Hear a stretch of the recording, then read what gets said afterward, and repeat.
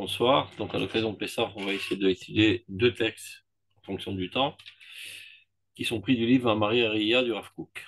Dans le premier, à la page 158, ça s'appelle Cherut ou Biur Hametz. Liberté et le fait d'annuler le Hametz.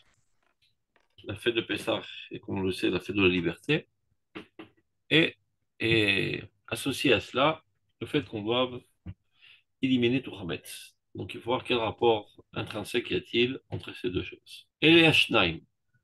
Amisamim Lanut Chagagioula. Ces deux éléments qui symbolisent pour nous la fête de la délivrance, la fête de Pessah, Chag Pessah, Zman Chemutenu, qui est le temps de notre liberté. Et le drot, Manachnu Lemedim, mais Shnanosim Alalu Atluim Zevase. Alors, qu'est-ce qu'on doit retirer comme leçon à travers toutes les générations de ces deux sujets qui sont liés l'un à l'autre? Ça veut dire que, apparemment, selon ce que Chazal ont voulu nous transmettre, on ne peut pas parvenir véritablement à une liberté sans éliminer le Hametz. Donc on va voir pourquoi c'est tellement important.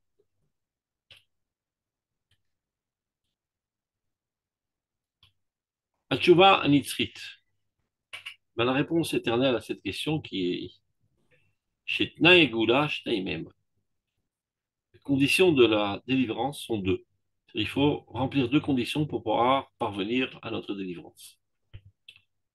Cherut Atzmit, Cherut Agouf, Mikol Shevudza, la liberté personnelle, la liberté de notre corps, de tout asservissement extérieur, c'est-à-dire être quelqu'un d'autonome. Mikol Shibud Akofet Selem Elokim Basher Ba'adam, tout asservissement qui viendrait porter atteinte à au fait qu'on soit à l'image de Dieu. Liot Mishorabad les Kolkoach Hacher ou Mori de Terko, et de s'asservir à toute force qui viendrait rabaisser la valeur de notre nature propre, qui est celle d'être à l'image de Dieu. Et Tifer Dulato, Vadrat Kosho, la splendeur de sa grandeur, la beauté de sa sainteté. Et il s'avère que, à Cherut Azot, cette liberté à laquelle nous devons accéder, Ena Niknet Kim Alede Cheruta Shalal Neshama. C'est-à-dire, on ne peut parvenir à une véritable indépendance, que ce soit au niveau personnel ou bien national, sans passer d'abord par une liberté de notre âme. Cherut Aruach, la liberté de notre esprit, Mikol Mashu Mate Otom Msilata Eshara, de tout ce qui viendrait le faire dévier de son chemin le plus droit. Éternel et Tsukha Bemoto Atmit, en adéquation totale avec ma nature propre. Aval. Donc, ces deux aspects de la liberté. La liberté formelle, si c'est à l'échelle individuelle, c'est que nous ne sommes pas esclaves d'une personne. Si à l'échelle nationale, c'est qu'on ait notre indépendance nationale. Donc, ça, c'est la liberté formelle. C'est-à-dire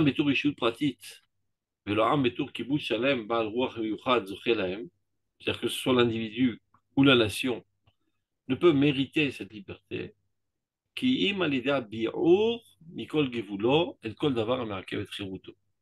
faut d'abord s'efforcer d'éliminer de toute notre zone d'action, notre frontière, tout facteur qui tend à empêcher notre liberté d'apparaître. Chez Zechemtso, Aser Shavaïsa, c'est ça le levain qu'il y a dans la pâte. Chez Zeko Matsubioter, Betacher Or Shel Gula Bitotset Salav, il s'avère que les dégâts qu'il peut créer sont spécialement présents à l'époque où la Géoula commence à scintiller. Et parce que, regardez, lorsque nous étions en exil, nous étions quasiment morts, en fait. Il restait en nous un bribe de vie. Mais l'âme collective s'est élevée au ciel et il restait en nous une certaine empreinte du passé de l'âme collective en nous. Mais en fait, on était presque morts. À partir du moment où on revient en Eretz Israël, on dit dans la Tfila de Shmona Esrei, Mekabet Nitre Amo Israël, Dieu réunit les exilés d'Israël. Et dans une des brachot après cela, il est marqué Marzir Shechinato Etzion. Dieu ramène sa Shechina à Tzion. La Shechina de Dieu, la résidence de Dieu dans ce monde, n'est autre que l'âme collective du peuple d'Israël. C'est-à-dire le fait même que les Juifs, qui sont en fait les cellules qui constituent ce corps national, commencent à se regrouper en Israël et reformer ce corps, c'est ça ce qui entraîne que l'âme collective, qui est la Shekhinah, qui est classée d'Israël, nous réintègre. Et donc, du fait qu'elle nous réintègre, on retrouve toute notre force dans toute sa vigueur. Et lorsqu'on parle d'une amplification des forces, ben, toutes les forces sont amplifiées. Aussi bien les forces nobles que les forces basses. Quand il y a dans une personnalité individuelle, il y a une attirance sur les hauts idéaux les plus nobles, et il y a aussi une attirance sur les choses les plus basses et les plus sales. Et c'est toujours la guerre constante qui se trouve au sein de notre personnalité. Ben, il en est de même concernant la personnalité collective. À partir du moment où elle se renforce, ben, tout se renforce. Un petit enfant malade qui est alité, ben, il fait pas de gaffe, il fait rien de mal. Mais dès que Baruch Hashem me retrouve sa santé, il galope ici, il galope là-bas, il casse les vitres, il enquiquine les gens, etc. Alors il y en a qui s'énervent. Bon, il était plus sympa quand il était malade. Non, non, Baruch Hashem, on est bien content qu'il est en bonne santé, malgré les dégâts que cela puisse créer. Donc le fait qu'aujourd'hui on retrouve notre force dans toute sa vigueur, automatiquement, ça déclenche aussi certaines déviations morales, religieuses, etc.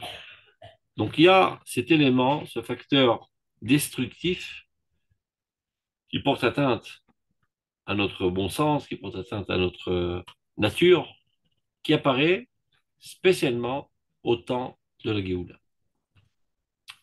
À ce moment-là, Beshat HaMa'avar, au temps de la transition entre l'époque de l'exil et l'époque de la Géoula, à Kochot Anirdamim, qu'a eu les Tria, toutes les forces qui étaient en léthargie totale commencent à renaître. Il y a une renaissance, même plus une résurrection, je dirais même, des forces qui étaient totalement mortes. Et alors, Galeh Chaim Soanim Bekoach, des vagues de vie tumultueuses apparaissent. Au Bisman Hatzissa, à ce moment-là, au coup, tout commence à bourdonner et bouillonner. Mitorim Gamasigim Anafshim. Commence à s'éveiller aussi les saletés de la personnalité. Aussi bien au niveau du nefesh, c'est-à-dire mental, psychologique, etc., qu'au niveau du corps. Le corps est dans toute sa vigueur, donc il peut aussi faire des saletés plus grandes que lorsqu'il est malade et à moitié mort. Mais de l'autre côté, apparaissent aussi les forces les plus pures, les plus grandes, les meilleures, à leur paroxysme. Donc il y a deux phénomènes parallèles qui apparaissent au temps de la Géoula. D'un côté, on est témoin de personnalités grandioses telles qu'on ne les a pas vues pendant 2000 ans, des gens très forts, très intelligents, très idéalistes, etc. Et d'autre part, des gens parfois très sales, voire même des criminels. Et il peut arriver que dans la même personnalité même, il y a des aspects grandioses d'idéalisme, et à côté de ça, des déviations de débauche. Alors les gens ne comprennent pas, mais je n'ai pas compris. C'est un grand homme ou c'est un petit homme? C'est quelqu'un qui a grandi, tout simplement. Et lorsqu'il grandit, eh ben, tout grandit. Laisse-lui un peu de temps de s'accommoder à ces nouvelles forces et d'apprendre à se mesurer à toutes ces nouvelles pulsions qui apparaissent en lui qu'il ne connaissait pas jusqu'à présent. C'est une question de processus, tout comme un adolescent qui subit toutes sortes de bouleversements intérieurs dans sa personnalité. Alors un jour il est très gentil, un jour il est monstrueux, les parents ne savent pas comment le digérer, etc. C'est tout à fait naturel. Et surtout ne rêvez pas de le ramener à son époque de sa gentillesse infantile, parce qu'il grandit, il devient adulte, donc il y a toutes sortes d'hormones qui poussent dans son corps, toutes sortes de nouvelles idées, de curiosité, etc. il est totalement bouleversé. Mais d'un autre côté, il est capable de faire des choses grandioses qu'il n'était pas à même de faire lorsqu'il était petit. Donc c'est une chavila, il faut tout prendre. Et donc de même, le peuple d'Israël maintenant, qui est en train de rentrer dans l'âge de l'adolescence, c'est cette époque de transition. Ve'az, alors à ce moment-là, Amishmeret sera liot de là. La garde doit être très grande. Il faut avoir le doigt sur le pouls et être aux aguets de savoir comment gérer cette nouvelle situation. Les Chaloutse Géoula, les précurseurs de la délivrance, les pionniers de la Géoula, Shem Ador Kulo, et qui sont ces pionniers? Eh ben, c'est toute la génération. On a affaire à toute une génération de pionniers de la Géoula, qui, lorsque Laura avait écrit ces lignes il y a déjà une centaine d'années, c'était des gens qui étaient venus en Eretz Israël et qui s'y sont trouvés ici, dans le désert de la mort. Il n'y avait rien. Tout était désertique. Il n'y avait pas une goutte d'eau à boire. Il n'y avait rien à manger. Il fallait tout commencer à zéro. Et ces gens-là, qui parfois étaient des professeurs et des ingénieurs, eh ben, ils ont pris leur pioche, ils ont commencé à travailler la terre et des travaux manuels auxquels ils n'ont jamais touché de leur vie. Tout ça par amour du peuple d'Israël, par volonté très forte de remettre sur pied la nation d'Israël. Donc ce sont les pionniers de la Géoula. Hemador Kulo, toutes ces générations. Shuzurikvar Lirod Be'enav et Treshit Anitzanim, qui a le mérite de voir déjà de ses propres yeux les premiers prémices. Que dirait aujourd'hui le Rav Kook? À son époque, il fait, je sais pas, quelques dizaines de milliers de juifs en Eretz d'Israël, et on était sous la gouvernance turque, c'était vraiment la galère. Et il appelle ça déjà les premiers bourgeons. Aujourd'hui, Kenerbou, on est 8 millions de juifs en Eretz d'Israël, puissance montante dans tous les domaines d'activité du peuple d'Israël. On n'est plus dans les bourgeons, aujourd'hui, c'est un cèdre grandiose qui apparaît devant nous. Mais à son époque, c'était les premiers bourgeons, et lui, avec son œil de lynx, Rav Kook, discernait déjà le processus grandiose qui était mis en marche. Donc, chez Mador Kulo, cette grande génération, je vous aurais voir l'Irod Benav et Reshit Anitzalim, qui a déjà le mérite de voir les premiers bourgeons, chez le Tzimichat Egula, de l'avancement de notre rédemption. Mais il n'y a pas le choix, c'est incontournable, bien qu'on a affaire à un événement grandiose, historique, saint et tout ce que vous voulez. חייבים להיות בתוכה המון מחשבות, סברות, ציורים ולימודים שהם גורמים לעקור ולכלות ולטמא ולהשחית כל פר וכל עוז לישראל. C'est presque incontournable qu'il y ait dans ce processus même toutes sortes de pensées, d'imagination, d'études qui mènent à déraciner, voire à détruire totalement et à impurifier et à corrompre toute beauté et toute puissance d'Israël.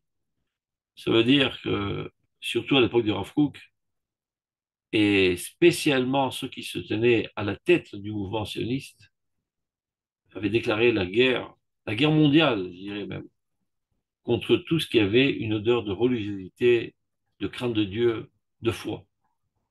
C'est ce qui a amené pas mal de religieux, ce qu'on appelle les ultra-orthodoxes, les Haredim, de se mettre dans les marges de l'histoire et de ne pas vouloir contribuer à ce processus, tellement ils ont été effrayés de la mocheté qui enveloppait ce processus si saint. Mais lorsqu'on a une analyse profonde, il faut savoir faire la part des choses. C'est pas parce que votre enfant passe de l'enfance à l'adolescence et qu'il commence à être turbulent et parfois même insolent, parfois même monstrueux, que c'est une raison de le jeter de la maison. Patience, beaucoup d'amour, beaucoup de réponses à ces questions pertinentes, bien qu'elles soient formulées de manière désagréable, mais ce sont des questions quand même. Et petit à petit, il se remettra sur le bon chemin. Donc, de la même manière que des parents avisés agissent avec patience et intelligence envers leur enfant, les parents de la nation doivent être les Talmidei Chachamim, et non pas eux aussi donner l'exemple du désespoir, et de la haine, et de l'insulte, etc. Phrase de Shalom, il doit être empli d'amour vers Israël et l'accompagner dans cette crise de transition. Donc, là, il va nous donner les symptômes négatifs qui apparaissent dans ce processus. האם לא מחנכים ומדריכים קמו בתוכנו שהם אוחזים בהגה החינוך וההנהגה שמקריבים את בנינו למולך? Vous voyez, ce n'est pas les grands, le Rav Kook, qui essaie aussi critiquer de manière la plus virulente les tâches de ce processus. Est-ce que nous ne sommes pas témoins du fait que des éducateurs, aujourd'hui, se lèvent parmi nous et d'après ceux qui tiennent le volant de la direction de l'éducation, et ils viennent, ils sacrifient nos enfants à l'idole du Molech. C'est-à-dire, ils les écartent du judaïsme. À l'époque, c'était systématique. Il y avait ce qu'il appelait le système éducatif qui s'appelait la Gymnasia Yehudit. D'ailleurs, elle existe toujours aujourd'hui. C'est le même directeur qui a fait tout un scandale parce qu'il a vu un jeune mettre les tefilines dans l'école. Il leur a empêché de mettre les tefilines. Donc, vous voyez qu'ils continuent leur manière d'agir. Et ces pseudo-éducateurs font de tout pour extirper l'âme juive de tous leurs élèves. Et de plus, les chabev alehem et kol marshava zara, leur faire aimer toute pensée étrangère. Ça veut dire toute culture qui est étrangère au peuple d'Israël. Et kol rayon tifla, toute idée saugrenue. Rak bijvil asrut, shu netzerzar. Par le seul mérite qu'on a affaire à quelque chose d'étrange. Ça veut dire qu'il y a tellement de complexes d'infériorité qu'on en arrive à s'enorgueillir de tout ce qui n'est pas juif. D'ailleurs, sachez-le que ça continue jusqu'à aujourd'hui. Quand un Israélien moyen aujourd'hui veut faire flatter un produit, qu'est-ce qu'il dit? C'est Mechutz Haaretz. C'est pas de la camelote qui a été construite ici. Ça vient de dehors d'Israël. Tout cela est le fruit de l'exil, sachez-le. On nous a tellement opprimés et cassé le moral et nous a baissé à zéro que nous-mêmes, nous en sommes arrivés à une haine de notre moi collectif ou même personnel et une volonté de ressembler au goïm, pensant que les goïm, ça c'est la grosse classe et nous on est des nuls. Donc de la même manière que les produits technologiques, etc., on s'enorgueillit du fait qu'ils reviennent de Khoul, et bien il en est de même concernant la religion, la morale, etc. Tout ce qui vient d'autre part est appréciable. Tout ce qui vient de notre patrimoine propre, comme la Torah, est détestable. Tout ça est la maladie de la haine de soi, suite au fait qu'on a été opprimé pendant 2000 ans, on nous a cassé le moral, on nous a fait perdre confiance en nous-mêmes. Mais Shalom Isdot Israël, toute la qualité de cette pensée, c'est qu'elle n'a pas poussé dans le champ d'Israël. Au contraire, mais Geffen Sdom et Shadmot Arbora, ça provient de Sdom et d'Armora, qui sont des peuples ignobles. Mi ovilotanu,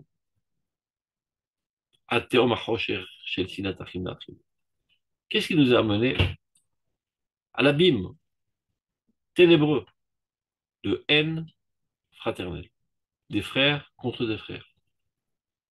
עד כדי חורבן וקעקוע של כל מה שעלה בחירוף נפש ובעמל דורות למעלה מכוח אנוש. À tel point d'en arriver à détruire totalement tout ce qu'on a réussi à construire avec dévouement surhumain et avec effort de génération en génération, en delà de toute force humaine. Les Juifs, pendant l'exil, étaient opprimés, et on faisait de tout pour les écarter du judaïsme, et ils ont maintenu de toute leur force le judaïsme envers et contre tout facteur qui est tout fait pour les en écarter. Et on arrive en Eretz Israël, nous, de nos propres mains, on casse toutes les valeurs que nous avons tant préservées avec tant de dévouement et d'amour. Qu'est-ce qui nous a mené à cette catastrophe, dit le Rav?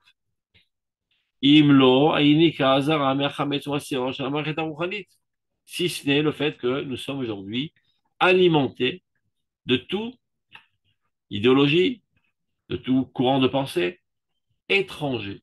Et c'est ça le Hametz et le Seor. C'est ça le levain qui se trouve aujourd'hui dans le système éducatif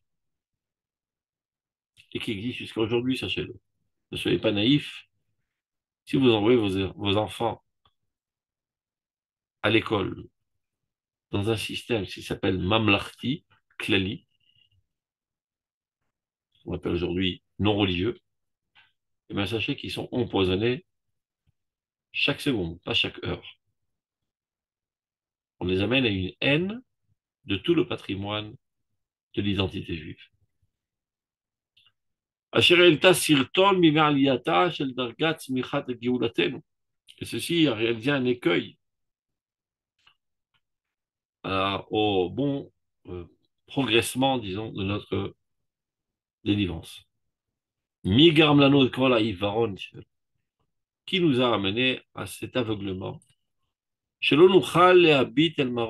À tel point que nous sommes incapables aujourd'hui d'élever les yeux vers tout ce qui est haut, tout ce qui est noble, et dire, oh, Israël, et prendre conscience du fait que le rocher d'Israël, c'est-à-dire Kadosh Baruch Hu, notre protecteur, c'est lui aujourd'hui qui nous porte sur les ailes des aigles, Léovilenu El Romomutash El Géoula, pour nous amener au paroxysme de la Géoula. Il suffit d'avoir les yeux en face des trous pour comprendre que cette réussite éclatante ne peut en aucun cas être le fruit de nos petits efforts.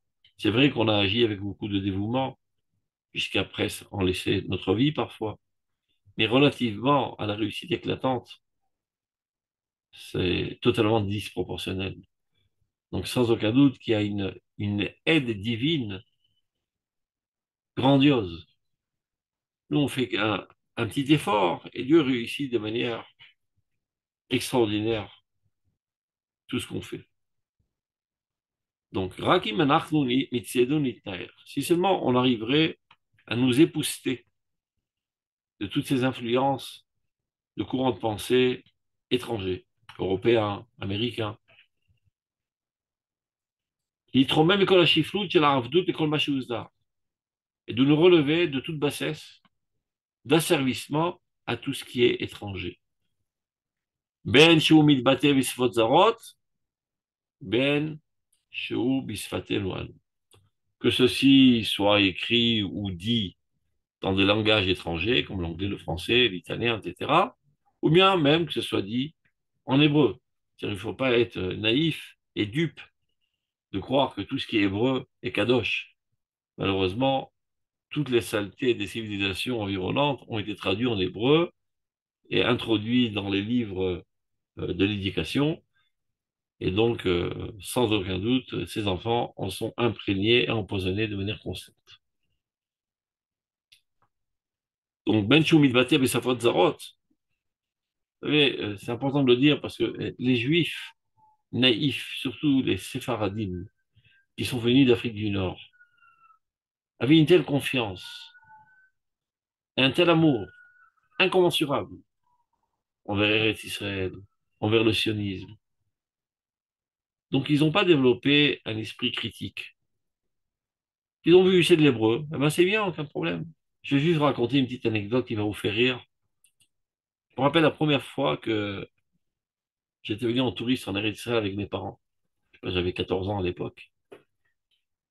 Et ma mère et mon père, je sais pas, ils avaient 50 ans, un truc comme ça. Alors, je me rappelle, on était dans le taxi. On venait de Lod, en direction de Beersheba. Donc, on devait passer nos vacances là-bas en été. Du coup, mon père, il dit à ma mère, regarde Gisèle, il n'y a que des synagogues dans ce pays. Parce que tout était écrit en hébreu. Donc, les magasins, etc. On avait l'habitude de voir hébreu égale Kodesh. Donc, la naïveté a fait que tout ce qui est hébreu, pas besoin d'être sur nos gardes. C'est propre, c'est pur, c'est sain. Mais ce n'était pas exactement le cas, malheureusement. Et donc, ils ont profité parfois de cette naïveté de le faire tomber dans le piège. Ils ont réussi, malheureusement, à les écarter totalement du judaïsme, ces dirigeants sionistes. Évidemment qu'il soit bien clair, que ne s'entende pas dans notre message qu'on ait quoi que ce soit contre le sionisme c'est kadosh. Mais les dirigeants, parfois, n'ont pas compris que le sionisme n'est que la conséquence du judaïsme. Ils ont pensé qu'on pouvait déconnecter la fleur de la racine et qu'elle continuerait de vivre d'elle-même.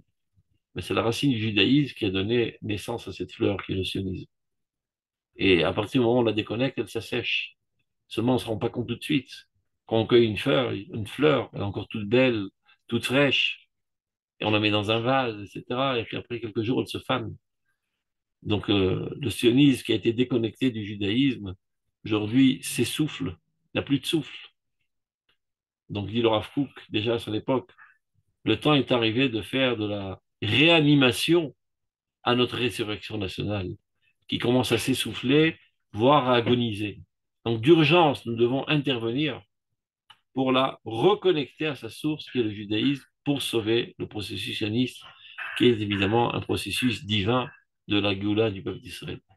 Donc, il a fait toute une analyse dans son article de la Génération, dans Marador, pour expliquer comment se fait-il que les dirigeants sionistes, et de manière générale toute la génération, a abandonné la Torah. Je dis ça grosso modo, tout simplement parce qu'ils n'ont pas compris en quoi toute cette quantité infinie de détails ilchatim contribue à l'avancement de la rédemption du peuple d'Israël et de l'humanité.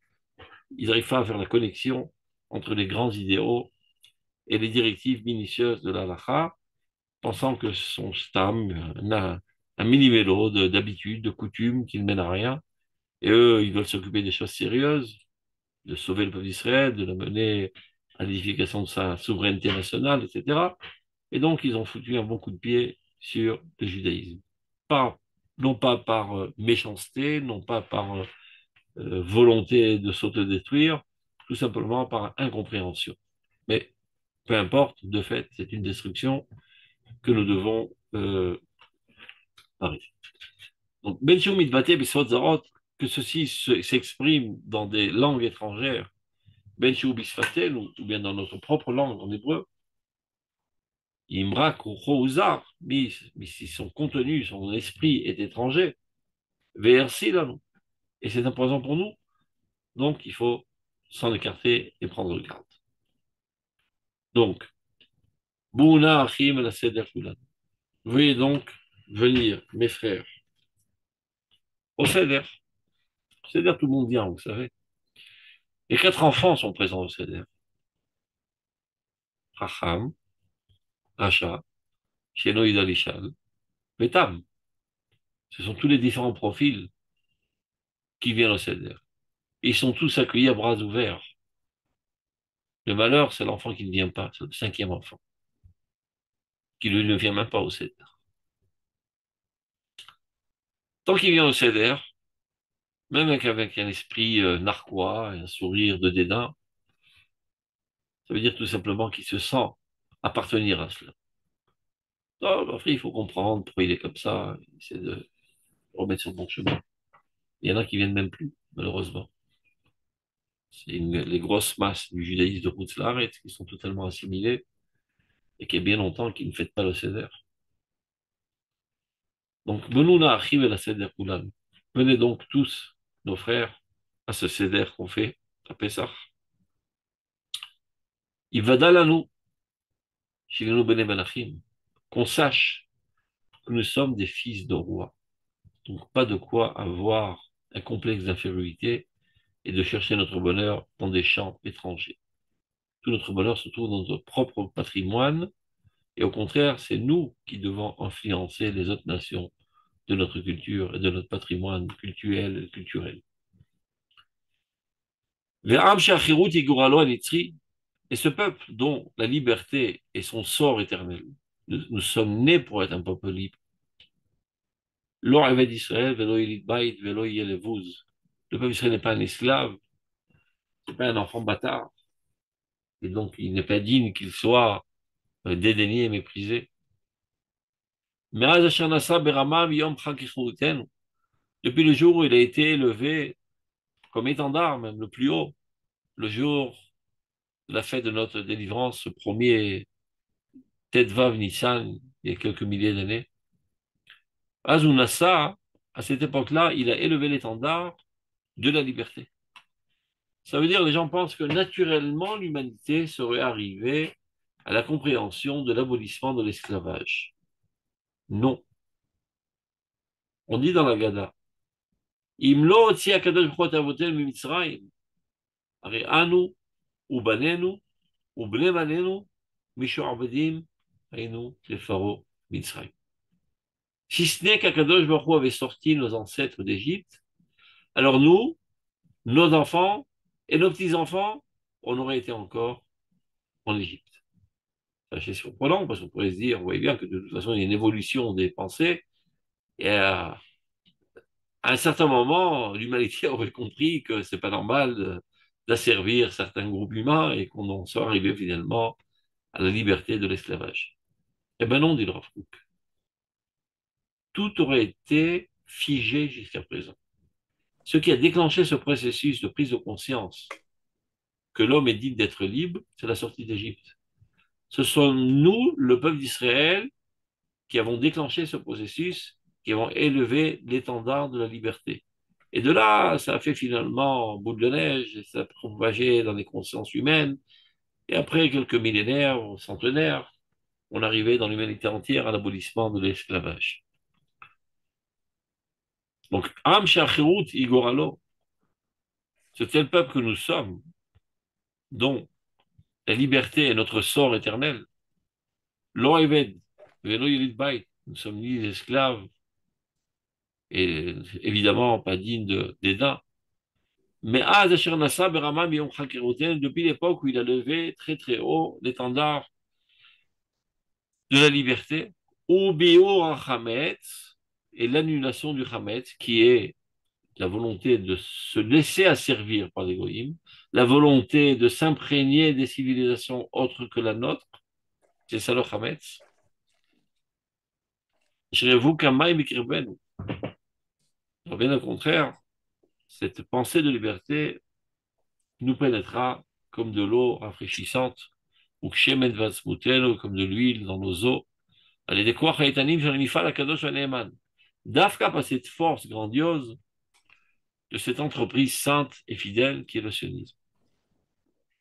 Mais Kaimenu et Dvar Hashem. Évidemment, nous devons appliquer à respecter la parole de Dieu, qui lui est le Goa d'Israël. C'est lui notre véritable délivreur. Mais en l'âme, va de l'âme. De toujours à jamais. C'est lui qui nous a ordonné de garder les matzot, d'Israzal, al tikra matzot et la mitzot. De garder les mitzot. Shimru et achirut. Et c'est comme ça qu'on préserve la liberté. Les biur chametz et l'annulation du chametz. Et c'est ainsi que vous pourrez être délivré d'une délivrance parfaite. Sauf comme il nous reste du temps, on va essayer de faire le deuxième amar. Vous le voyez là? Oui, Zecher Amigdash. oui, On va le faire grandir. Alors, si vous vous rappelez des années précédentes, chaque année quand vous faites le CEDER, à un certain moment, on fait un sandwich avec la laitue et la matzah. Donc, il y a deux habitudes différentes. Il y en a qui mettent la laitue entre deux matzot. Il y en a qui, au contraire, enveloppent les morceaux de matzah avec de la laitue. Peu importe, l'essentiel, c'est qu'on les mange ensemble. Ce sont deux minhagim différents. Qu'est-ce que cela vient donc symboliser? Parce qu'a priori, la matzah, on comprend. C'est ça qui symbolise la liberté. Alors que la laitue, ça symbolise l'amertume de l'exil. Alors pourquoi donc le jour où on commémore et on fête la fête de la liberté, on mange de la laitue avec la matzah? On mange de la laitue tout seul, je comprends.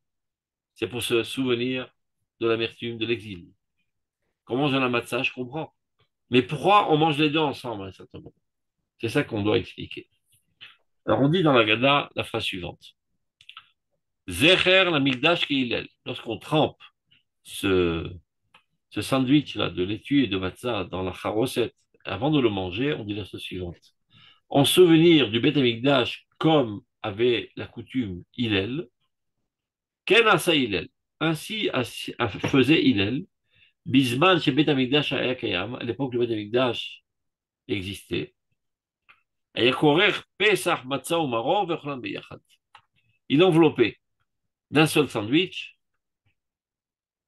le Korban Pesach. Vous voyez, il avait un sandwich plus riche que le nôtre. C'est une sorte d'hamburger, c'était vraiment de la viande grillée, Korban Pesach, de la matzah et du maror, et les manger ensemble. Les kayem, afin d'appliquer Machelema, ce qui est dit dans le verset, Al matzot umrorim yuchluhu. Ils mangeront le sacrifice pascal avec les matzot et les herbes amères. Top. Maintenant, il faut comprendre qu'est-ce que cela veut dire. Chag Cherutenu Chag Matzot. La fête de notre liberté, qui est la fête de Matzot, Or Geoula Oler Veshofer Alenu. La lumière délivratrice abonde sur nous. Ça, il faut le comprendre, que lorsque nous fêtons les fêtes dans le peuple d'Israël, ce n'est pas une commémoration nostalgique d'un événement historique qui a eu lieu il y a 2000 ans, mais il s'agit d'un revécu d'année en année. Ça veut dire que tous les ans, à cette date-là de Tedvav et Nissan, il y a un flux divin des livreurs. Et d'ailleurs, ceci a commencé depuis la nuit des temps, bien avant qu'on soit sorti d'Égypte. Depuis la création du monde, depuis que le temps existe, parce que le temps aussi a été créé, le Tedvav Nissan, le 15 Nissan, Dieu se dévoile comme des livreurs. Yom Yom Omer, chaque jour, il y a une facette différente de la divinité qui apparaît dans notre jour et qui illumine notre jour. Donc un flux différent. Et bien ce jour-là, il y a un flux divin des livreurs. Des livreurs de quoi? De tout. Des livreurs de ta petitesse, de tes limites, de tes manies, des livreurs au niveau national, au niveau universel, de toutes les limites et les barrages qu'on se crée nous-mêmes. C'est le moment le plus propice pour faire tomber tous les barrages et tous les obstacles et de sortir vers les horizons les plus larges. Et ceci est actuel à tout temps et à toute génération. Ce n'est pas un événement qui a eu lieu ponctuellement et nous, de manière subjective, on s'en souvient. Tu peux montrer où on est là, s'il te plaît? Voilà, j'ai mis ça en gris là, tu vois. Bechol Azmanim ou Bechol Adorot. Gam Bedorot a été raffiné, même dans les générations les plus sombres. L'Inquisition, la Shoah, mais à quoi bon fêter Pessah, alors qu'on est dans une galère encore pire. On est à Auschwitz. C'est vrai, si c'était seulement une commémoration d'un événement, mais s'il s'agit de quelque chose qui se revit de manière actuelle, eh ben, il faut le fêter, évidemment. Voilà. Non, on n'est pas là. On n'a n'est pas pas, le je vois pas texte. du tout là. On n'a pas le texte du tout. Ah, vous Ça n'avez pas correspond- le texte? Ben non, Non, ça pas du correspond pas. tout. Alors, 2 secondes, 2 secondes. 2 secondes. Je vous l'ai dit tout à l'heure. Maintenant, vous l'avez? Ah, voilà, maintenant on a autre Ok, chose. alors, Zecher Amigdash Hillel? voilà, là c'est bon Voilà, là. maintenant ça Ah, va. ah ben voilà. Il fallait me le dire, j'ai demandé au début. Top, pas Nous, grave. on a cru qu'on était mauvais élèves. Top, on continue. Donc, on en est là. Vous Voilà, voyez là? Ouais. merci. Gambe Yamim Asher HaChosher Kishat Kolofkenu Isadim. Même dans les jours où les ténèbres ont couvert tous nos horizons, on ne voyait pas comment sortir de la galère, de cette issue. On n'avait aucune issue. Malgré tout, ce flux délivrateur apparaissait chaque année le 15 Nissan. Donc, le Kalvachomer, à plus forte raison, שאנו שואבים ממנו בכל מלוא נשמותינו עידוד ותקווה לאור הגאולה ההולכת ומתחדשת אלינו. Aujourd'hui, nous puisons de cette force délivratrice de toute notre âme, nous puisons de l'encouragement, de l'espoir, à la lumière de la rédemption qui est déclenchée et qui se renouvelle aujourd'hui. Bechazde Goel Israël, par la bonté du délivreur d'Israël, Amir Lanu, qui nous éclaire de sa lumière, Bekave Geoula, par des rayonnements de rédemption, Beyamenu en nos jours, Betor Kol HaMarshakim et Cherchato Leinu Vavarim, au sein même de tous les ténèbres qui nous entourent. ואם בתוך האורות הנעימים אשר לצמיחת גבי ישוע, גם בהם עצמם רבו מראות המרשקים. Et là, il peut arriver, et c'est ce qui se passe, que dans toutes ces lumières si agréables de notre délivrance, ces rayonnements de délivrance, eh bien, parmi cela, il y a aussi pas mal d'amertume, pas mal de ténèbres, pas mal de souffrances, pas mal de crises. Imrabu sivlotenu mibayt umechutz, énormément de misère, extérieure et intérieure. Alors, il va expliquer c'est quoi extérieur et intérieur à son époque.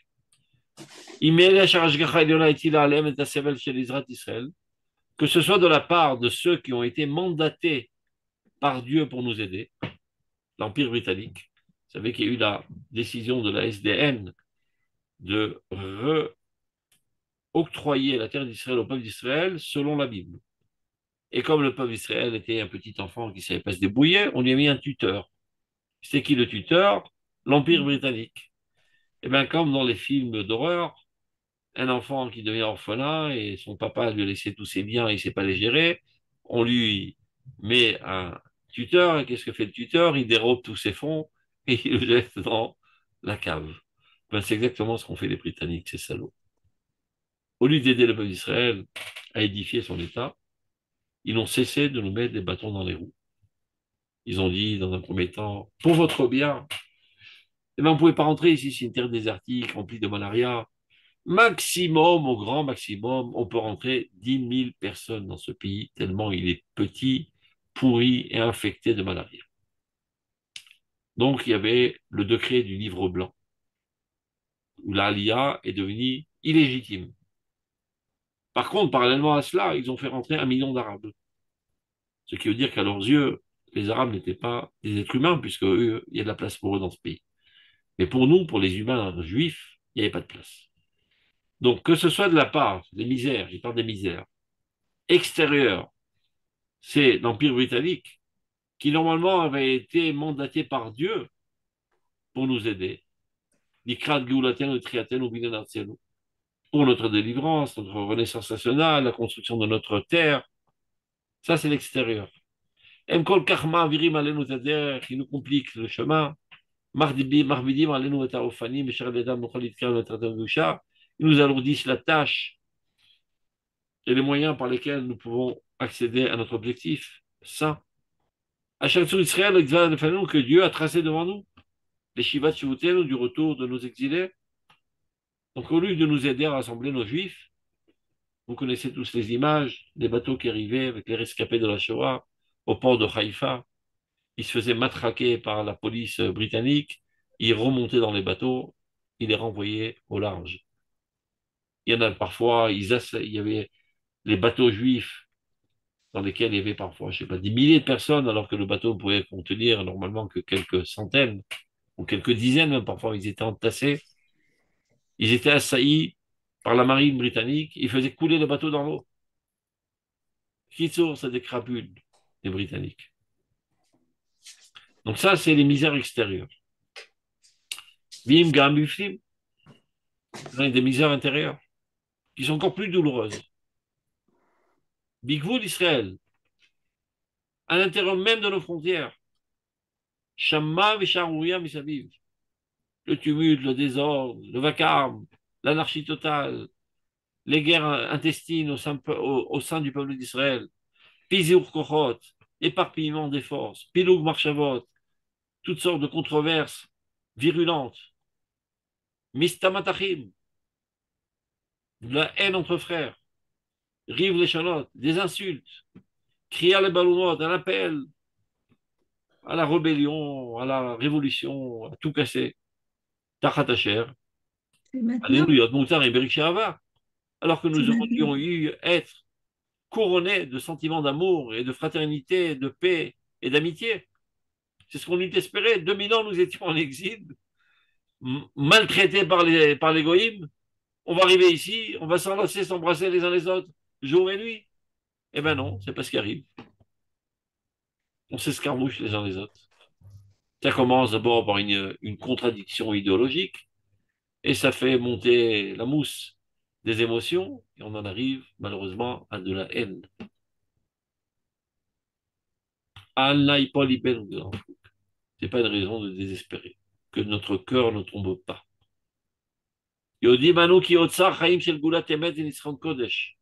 Nous savons pertinemment qu'un trésor de vie, de rédemption véritable et de victoire sainte,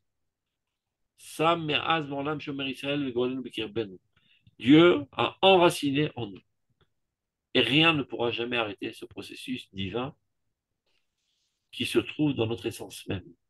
Ni les facteurs extérieurs qui nous cassent les pieds, ni nos propres faiblesses qui nous amènent à nous autodétruire. Rien n'arrêtera ce processus divin qui est ancré dans notre nature. C'est une histoire de temps. Sauf que le sauf, il peut trouver de la toute. En fin de compte, s'ouvriront les portes des cœurs qui sont obstrués. Et toutes sortes de cheminements, de paix, d'agrément, qui sont les fondements même de la Géoula. Car n'oublions pas, nous avons été expulsés d'Eretz à cause de la haine gratuite. Donc notre retour est conditionné par cet amour gratuit. On y arrive, dit Laura. N'ayez crainte. C'est une histoire de temps. Ikrout Bekomam. Et ceci viendra remplacer la situation que nous voyons aujourd'hui, qui est vraiment désastreuse.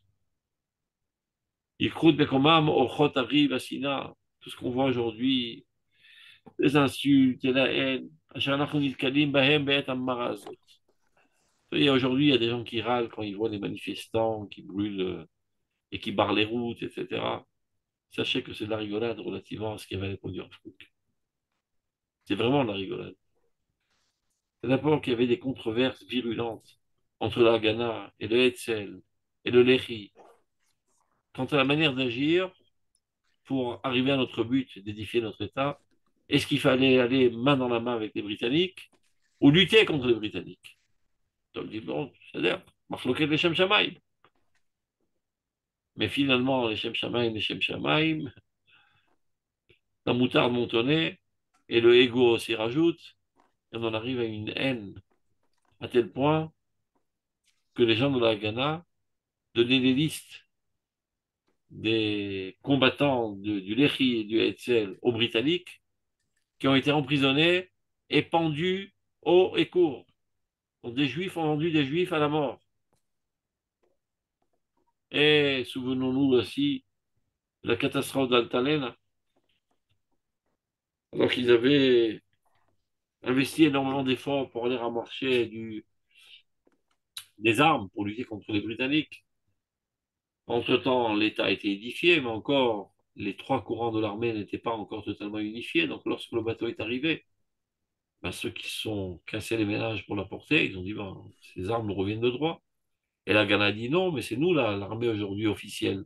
Donc, c'est nous qui devons avoir les armes. Alors, qu'est-ce qui se passe? Ben, l'ordre est donné de tirer sur le bateau. Et qu'il y a dans ce bateau des Juifs, avec tout l'armement.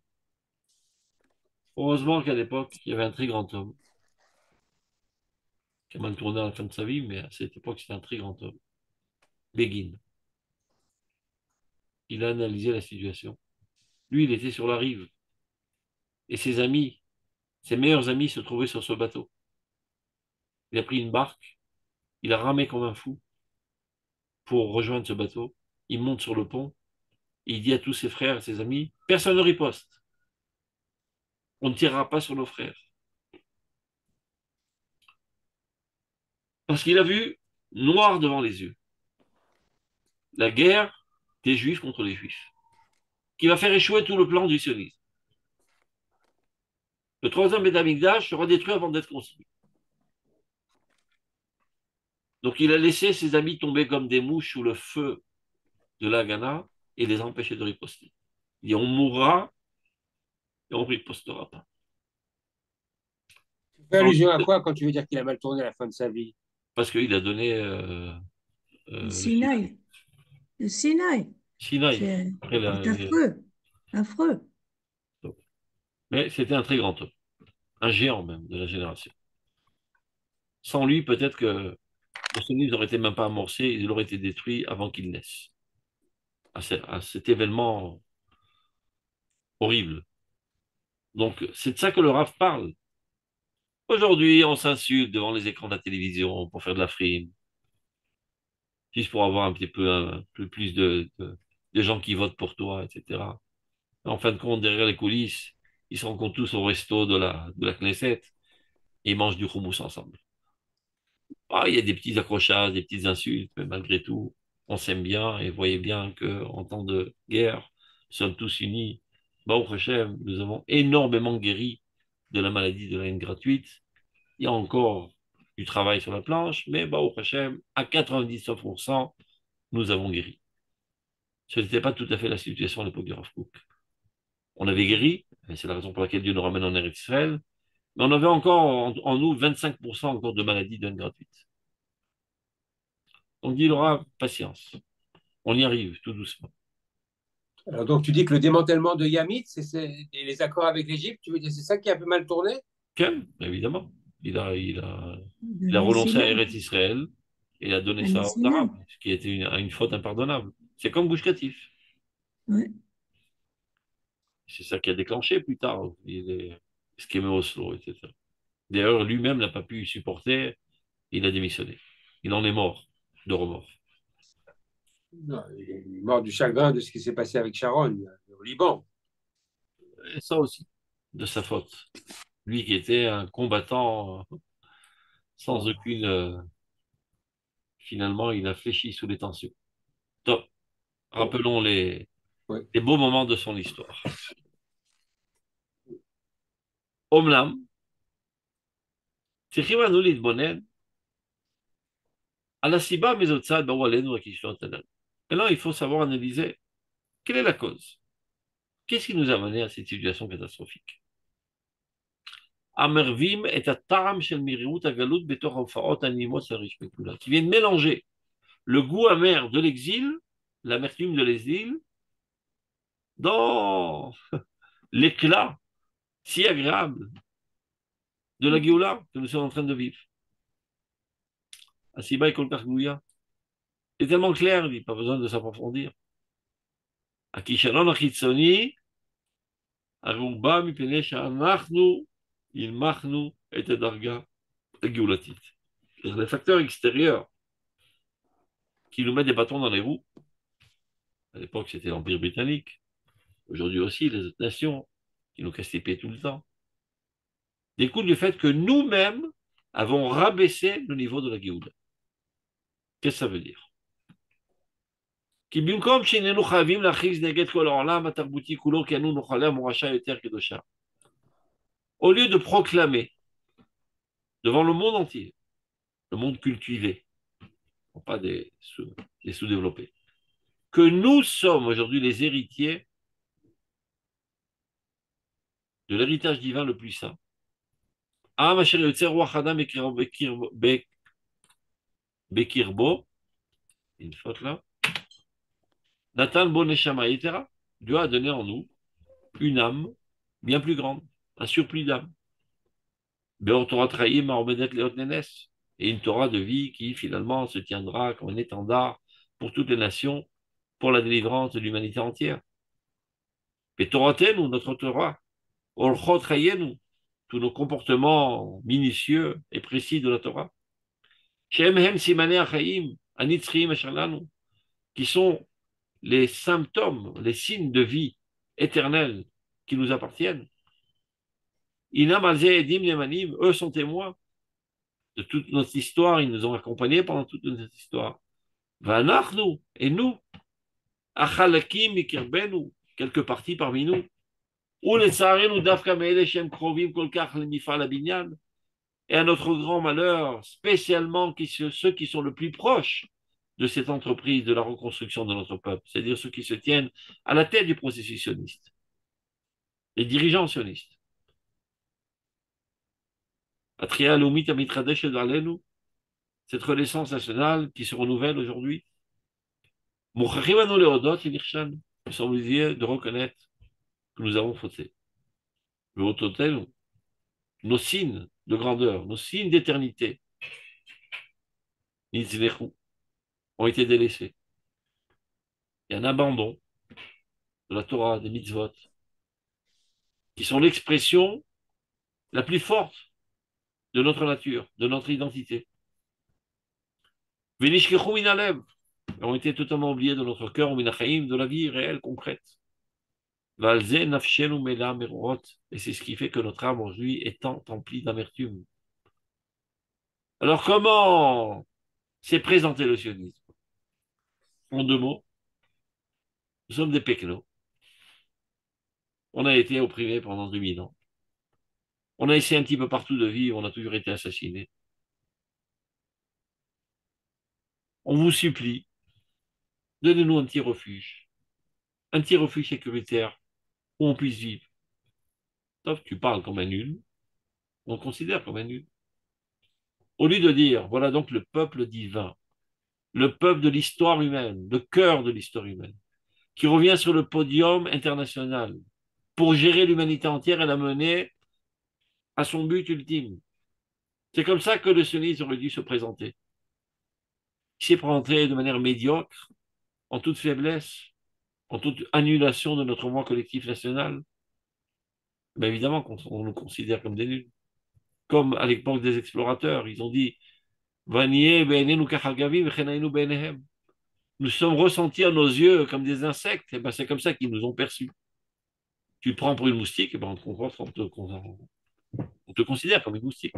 Mais si tu es conscient du fait que tu es un lion, je ne parle pas quelqu'un qui est une moustique qui se prend pour un lion, mais un véritable lion qui se prend pour un lion, et ben on te considère en tant que tel, on te respecte, et on t'aide.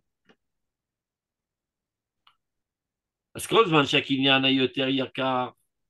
tant que ce patrimoine le plus cher, il y a un doute le judaïsme de la manière la plus entière. Beidia, Beregesh ou Bemaase. Au niveau de la connaissance, au niveau du sentiment et au niveau de l'action. Tant que tout ceci tient en nous la place la plus importante dans notre personnalité, alors on peut supporter toutes sortes de controverses entre les différents courants idéologiques. Quant au moyen d'accéder à notre reconnaissance nationale. Est-ce qu'il faut aller main dans la main avec les Britanniques ou contre les Britanniques? Ce sont des détails. L'essentiel, c'est que nous sommes conscients de notre grandeur et à quoi on veut arriver en fin de compte. Et au contraire, même les controverses peuvent nous enrichir. Une richesse d'esprit, ribouille, nishpata shel haouma, et viendront enrichir l'âme de la nation en medet banu betzivionam utmunata, qui se trouve dans toute son caractère propre. Aval bisman ashircha yesodit, par contre, lorsque nous oublions les fondements élémentaires de notre nature, de notre identité, bisman aznachat kol yesod achaim kol dvar Hashem, lorsque nous méprisons et délaissons les fondements de vie, qui est la parole de Dieu, qui est notre vocation, qui est notre raison d'être. Asher be'or Torah vener mitzvah, qui apparaît sous forme de la lumière de la Torah, c'est-à-dire notre étude, notre approfondissement de la Torah, des idéaux de la Torah, et ner mitzvah, l'application lumineuse des mitzvot. Là, il faut fermer le micro de quelqu'un qui dérange. C'est qui? Je ne sais pas qui c'est. On continue. Alors,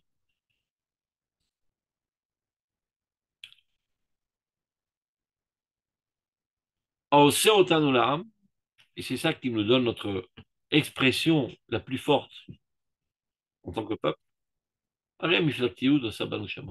Mais lorsqu'on perd ces éléments essentiels, alors les différentes fractions politiques créent en nous destruction. Jusqu'à en arriver à une haine de frères. Terromite, profonde comme la Bible. Amaval Elenu et Tatsara, et qui amène dans lequel nous nous trouvons dans aujourd'hui la démarche de notre rédemption. Homme l'âme. En tout ça, c'est une analyse, mais Appuyons-nous sur la foi en Dieu. Betochiman, nous sommes sûrs. Ce n'est pas un espoir. Avec le Rav Siouda, il n'aimait pas tellement la tigva. Il n'était pas contre, mais il dit c'est trop faible. Il ne s'agit pas d'une tigva. Tigva, c'est un espoir. Et Mouna, Haya Bedvaven. Et Mouna, c'est quelque chose d'absolu. Une certitude totale. La'at Haya Bedvaven, Aemuna Neemana. Le Rav Kook a écrit lui aussi un hymne qui est bien plus fort. On l'étudiera à l'occasion. La'at Haya Bedvavenu, Aemuna Neemana, Lashuv El Eretz Koshenu. De toujours, de jamais à toujours, vit en nous cette émouna forte comme du béton que nous retournerons sur notre terre sainte. Ce n'est pas un espoir. Peut-être que oui, peut-être que non. Tikva. Donc, Betochim, nous sommes certains. Yad Hashem Goel Israël, de la main de Dieu qui délivre le peuple d'Israël, Anetouya, Alenu, qui repose sur nous aujourd'hui pour le bien, qui sauve Kol Sof, qui en fin de compte, Or HaKodesh, la lumière de la sainteté, Sheu Or HaShalom, qui est la seule lumière qui peut apporter la paix au sein du peuple d'Israël. Yofi Alenu, apparaîtra sur nous. Ou Midatosh Hillel, et la manière d'agir, la mesure, le caractère d'Hillel, qui était Oev Shalom Verodev Shalom, qui aime la paix et qui poursuit la paix. Oev Tabegrot Mukavan la Torah. C'est comme ça qu'il est décrit dans Pirkei Avot. Il aime les créatures de Dieu et donc il les rapproche de la Torah. Les Mishmeret HaKodesh, de préserver toutes les directives divines. Shalom Hashem, du peuple divin, à Goïkulo, le peuple entier, Tashuv Alem. Donc cette approche, cet amour, cette mida de Hillel reviendra en nous. Shalom Ledaber. Parlons paix. El Kol Pizurenu. Envers tous nos dispersés qui se trouvent aujourd'hui en exil, au Miflogoten, tous nos différents courants politiques. Et arrêter de s'escarmoucher. Il faut être empli de certitude qu'en fin de compte, tous, sans aucune exception, recherchent le bien du peuple d'Israël. La manière de le réaliser est des controverses. L'objectif n'est pas clair, mais au plus profond de leur être, ils veulent tous le bien d'Israël. Je ne parle pas des traites qui sont prêts à donner des armes à nos ennemis et à vendre des secrets nationaux à l'Iran, etc. Cela, il faut les neutraliser d'urgence. Je parle des controverses virulentes au niveau politique, et des manifestants, etc. Des fois, tu es tellement et convaincu de ta manière de voir les choses que tu penses directement que ceux qui voient ça autrement est un traître et cherche la destruction de la nation. Tout ça sont des sottises. Car au moment voulu, lorsque la nation est en danger, ils se mobilisent tous, pas à 100%, mais même à 150% sur le front pour le sauvetage de la nation. Donc, shalom les daber. Le médicament à tous nos problèmes, c'est de savoir parler shalom. Shalom les daber. El kol pizurenu, à tous nos dispersés, ou miflagatenu, et tous nos différents courants politiques. Ve'or geoula, la lumière de la délivrance. Abayachad im zichron pesach v'matzah, qui vient avec le souvenir de Pesach et qui est symbolisé par la matzah, qui sont les symboles de la Chérout. Yamtik lanu et rishma merirut. Ceci viendra adoucir tous les impacts d'amertume de l'exil. C'est la raison pour laquelle on mange le marron avec la matzah. C'est vrai qu'il y a des problèmes, c'est vrai qu'il y a des douleurs, c'est vrai qu'il y a des souffrances. Mais en fin de compte, quand tu es animé, enthousiasmé de la grandeur de cette épopée extraordinaire, de la résurrection du peuple d'Israël, tu vois les choses dans une autre proportion, dans une autre perspective. Et donc, tu ne rentres pas dans des situations de désarroi, des situations de désespoir. Évidemment qu'il faut une compassion avec tous les gens qui souffrent, avec toutes les familles qui ont perdu leur chair dans la guerre, etc. Mais en aucun cas, ceci est une cause pour perdre notre joie intense.